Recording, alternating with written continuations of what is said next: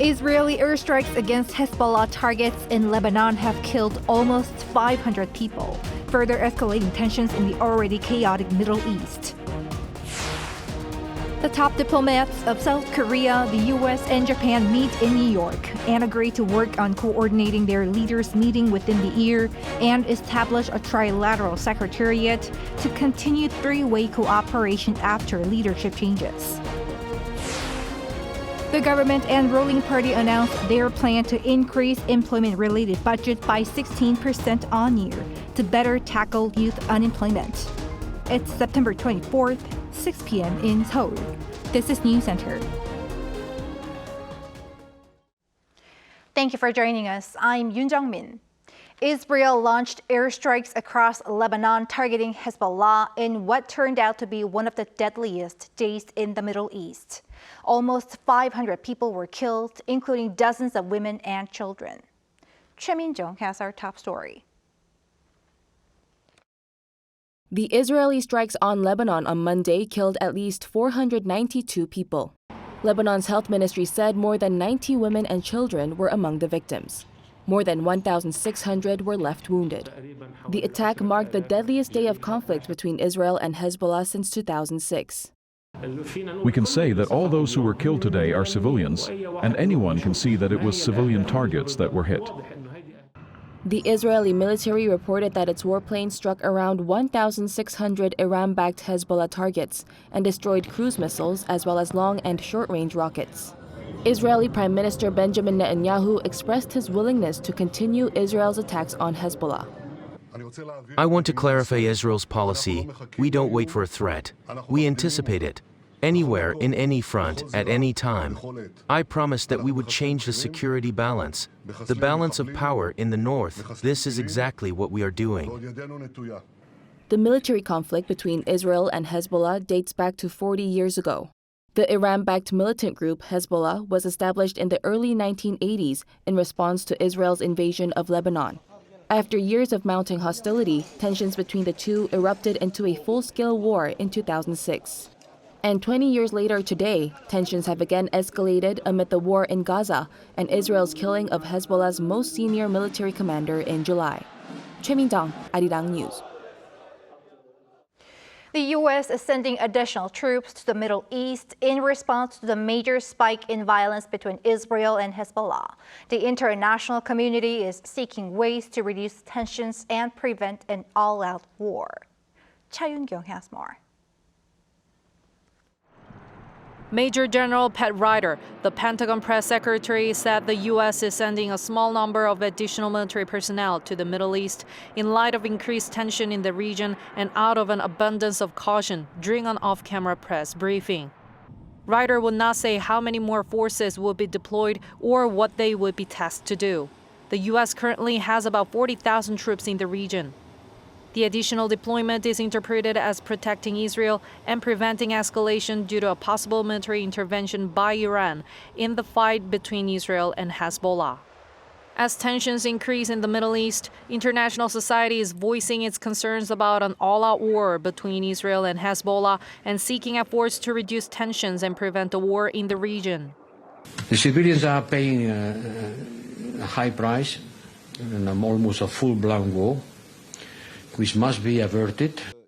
UN Secretary General Antonio Guterres also expressed concern on Monday over the escalation of tensions between Israel and Lebanon, urging for a de-escalation and diplomatic solution.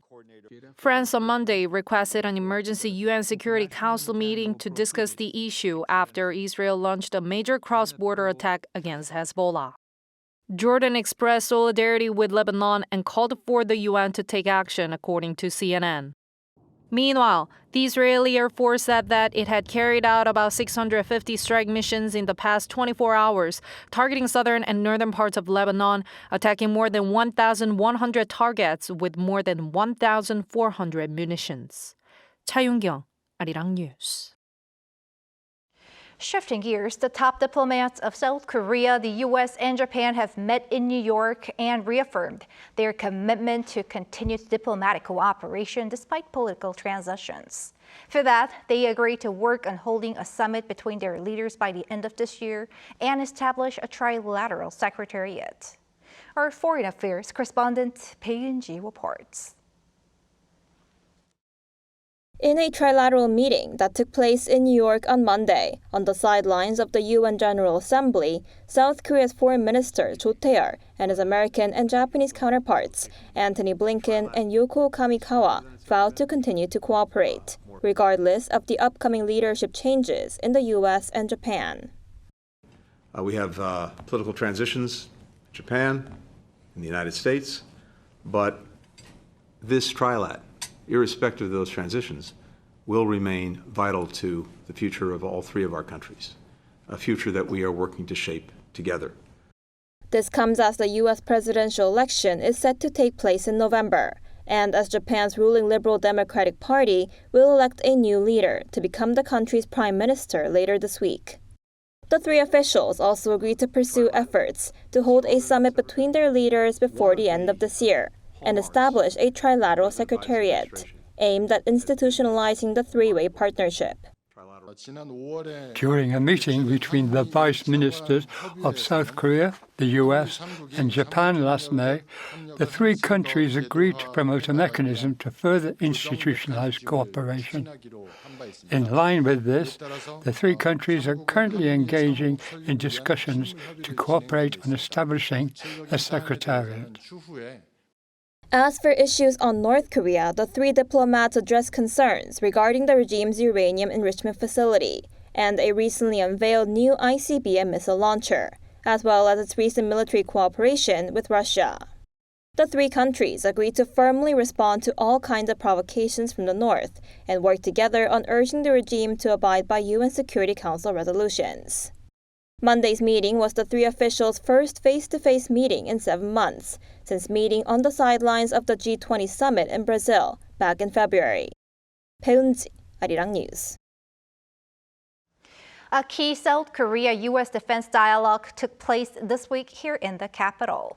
Both sides agreed upon cooperation against North Korea's recent trash balloon campaign, as well as cyber and electronic warfare, in addition to the regime's nuclear and missile threats.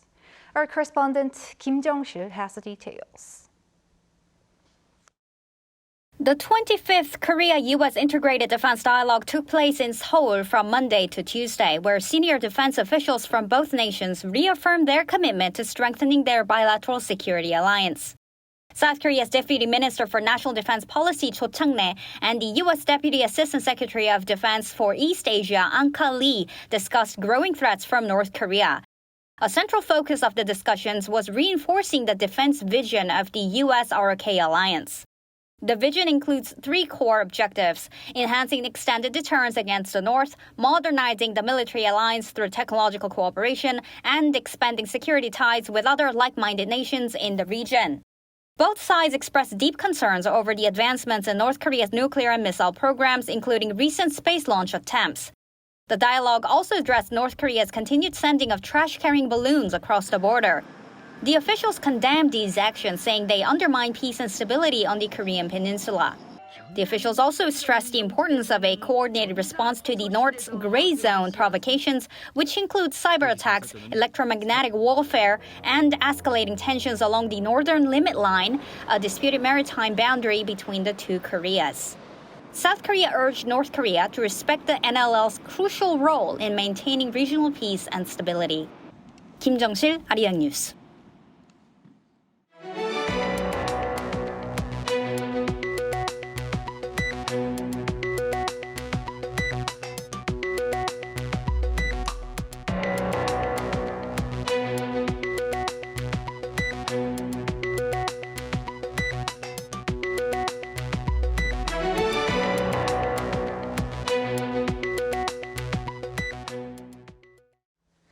The government and ruling party have announced plans to expand support for young people who are struggling to find jobs by expanding related budgets. Our National Assembly correspondent Lee Shi-woo has this report. To help young South Koreans who belong to socially vulnerable groups, the government and ruling party officials decided on Tuesday to work on revising relevant laws to provide better support. Ministers of Welfare and Employment and leaders of the ruling People Power Party agreed to push for a change to the existing act for the support of vulnerable young people, to foster equal opportunities for those in low-income groups, those who are taking care of family members in need, or those who are socially isolated and staying at home. As part of the effort, they are pushing to expand the employment budget for next year to better address youth unemployment. The plan is to bolster the 2025 budget by 16% compared to this year, to above 2.2 trillion Korean won. The Employment Ministry will use the budget to offer tailored job counseling for over 240,000 students and graduates. Furthermore, they will create a database of graduates to find talented people who are unemployed and help them find work. The Ministries of Employment and Education will cooperate to discover young people in prolonged unemployment since graduation. The Ministry of SMEs and Startups plans to share job announcements at 30,000 model small and medium-sized companies with good working environments and launch a special savings deposit program for those working in them. Meanwhile, the ruling party pointed out the need to work on the structural issue over the long term. The anxiety among the younger generation is no mere personal issue, but a structural problem of our society. We will take the initiative to lead the problem-solving process from the viewpoint of these young people.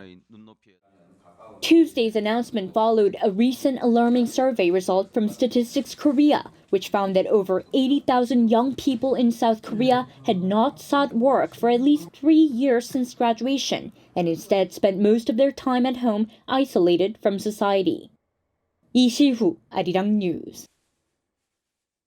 President Yoon has called on relevant government agencies to follow up on the nuclear energy partnership forged with the Czech Republic last week. The call came during a live address earlier on this Tuesday morning at his first cabinet meeting since returning from Prague this past Sunday. Out of the 56 MOUs penned between Korea and the Czech Republic, over a dozen deals are related to cooperation on the nuclear power front, ranging from research and development to fostering relevant talent. President Yoon also condemned claims by opposition parties that Korea's bidding price for its envisioned nuclear project in the Czech Republic was set too low and would lead to potential losses. Calling the claims, quote, deplorable, he urged for restraint from politically motivated remarks. The U.S. has proposed a ban on the sale of connected and autonomous vehicles that use Chinese and Russian components, likely resulting in conflict between Washington and Beijing yet again.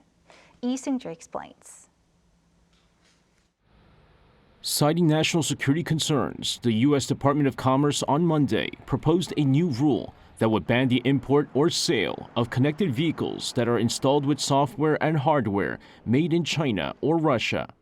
This comes as the Bureau of Industry and Security released a notice on the proposed rule due to what it said were concerns that cars with cameras, sensors, software, and other components made in China could be used to collect sensitive data on drivers, passengers, and U.S. infrastructure. The rule primarily targets hardware and software integrated into the vehicle connectivity system and software installed into the automated driving system. The VCS is a set of systems that allow the vehicle to communicate externally, whether it be through Bluetooth, cellular, satellite, or Wi-Fi modules, while the ADS allows highly autonomous vehicles to operate without a driver behind the wheel. The newly proposed ban on software would be applied for the 2027 model year, while the ban on hardware would go into effect in 2030.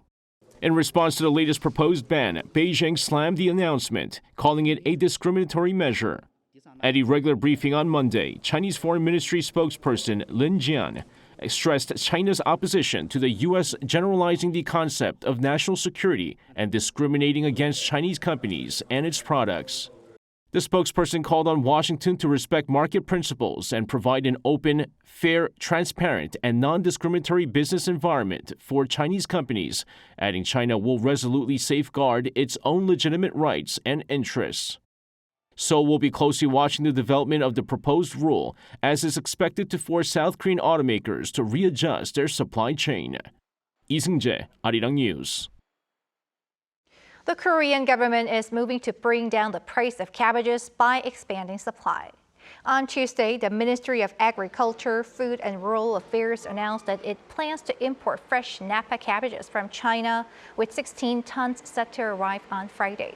This comes as the wholesale price for a head of cabbage, the main ingredient in most kimchi, surged to around 9,500 won or $7 this month. The ministry will also increase the amount of imports in the future based on production conditions in China. In other news, a unique cafe campaign initiated by city officials here in Seoul is taking root across the country to keep senior residents with mild dementia better connected to their community. Our Yoon explains. There is a special cafe in South Korea where customers are encouraged to kindly accept that their drink may not be what they ordered. Here at gov't, seniors with mild cognitive impairment or mild dementia work as baristas, fostering a warm and understanding atmosphere. The work is one way these elderly people can prevent or slow down the progression of the disease. The campaign, called gov't in Korean and Memory Cafe in English, was launched in 2018 by Seoul City and the healthcare company Handok. It aims to tackle the increasing number of dementia patients in South Korea's aging population, while also raising public awareness of the condition. Imagine not being able to recall events from just a few minutes ago or forgetting what you were about to say. One of the biggest impacts of this is a significant drop in confidence. For barista Lee Jung-le, working at the Memory Cafe has been a turning point in her life. When I first came here, I was dealing with severe social anxiety and depression. I wouldn't answer my phone or open the door to anyone. I was really struggling and even afraid to talk to anyone. But meeting people here has helped me open up and talk more. Even at the end of my shift, I don't want to leave. I've become so much happier and I really love it. According to the most recently released related data, around 19% of the total population of South Korea is aged 65 or older. By 2025, this is expected to exceed 20%, marking the transition to a super-aged society. The deputy head of one of Seoul's dementia centers emphasizes that with the dementia prevalence rate exceeding 10% in people aged 65 and over, efforts by the government are crucial. One of the campaign's main goals is to help people get outside and connect with others. By participating in these activities, they can see that they can contribute to their community, which boosts their self-esteem. We believe that this increase in confidence can play a significant role in preventing or managing dementia. World Alzheimer's Month takes place every September, and World Alzheimer's Day falls on September 21st, as part of a global effort to tackle the stigma around the disease and other types of dementia. Daily social initiatives like the Memory Cafe are currently available in 5 dementia centers across the country and offer meaningful opportunities to create special memories, reminding us that we can make a difference every day. 바리스타 이정래 화이팅! 이은희, Arirang News. Over in Italy, 5 Korean designer brands that earlier took part in the Seoul Fashion Week held an exhibition at the Milan Fashion Week last week.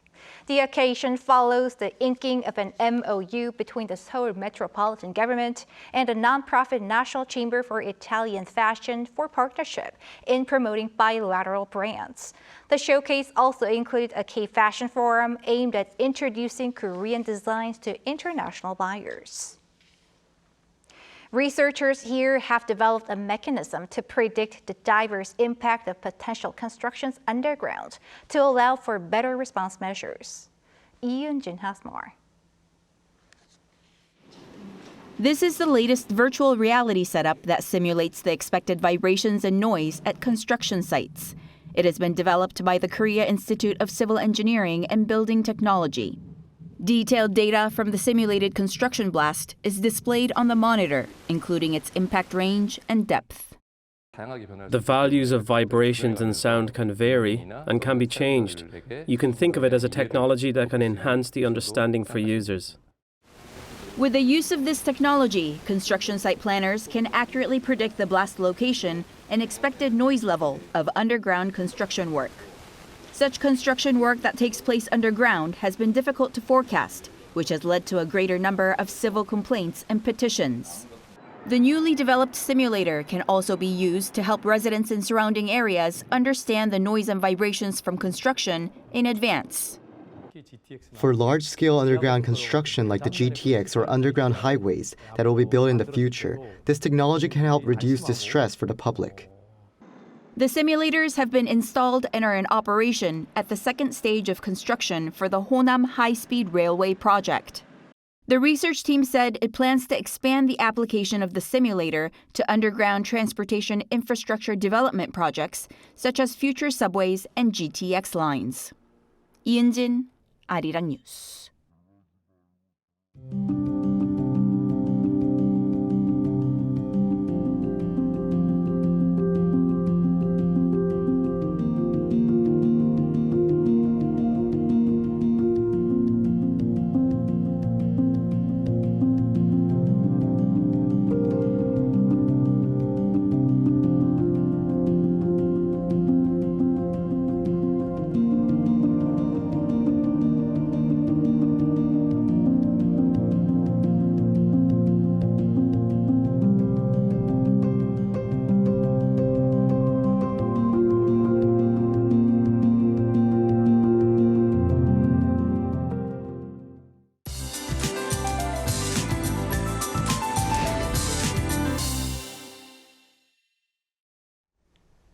Surprising updates to start off the weather report. 대청봉 Peak on Seoraksan Mountain saw the season's first frost today, which came 30 days earlier than usual.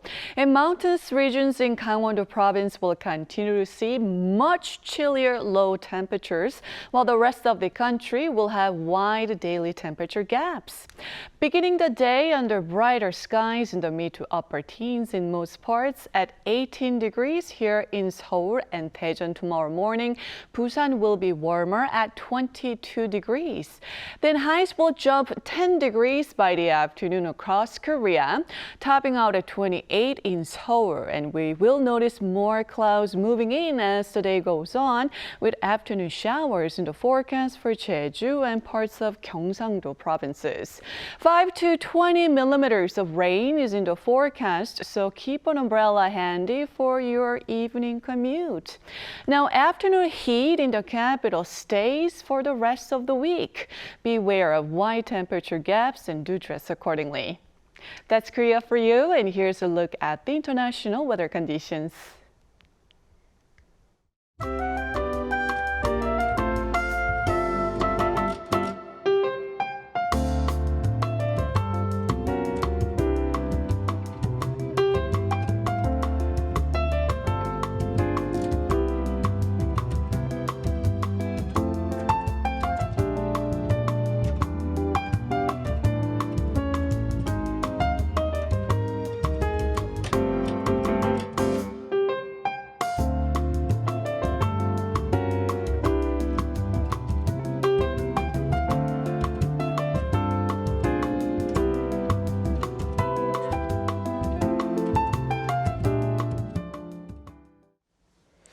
That is Newscenter for tonight.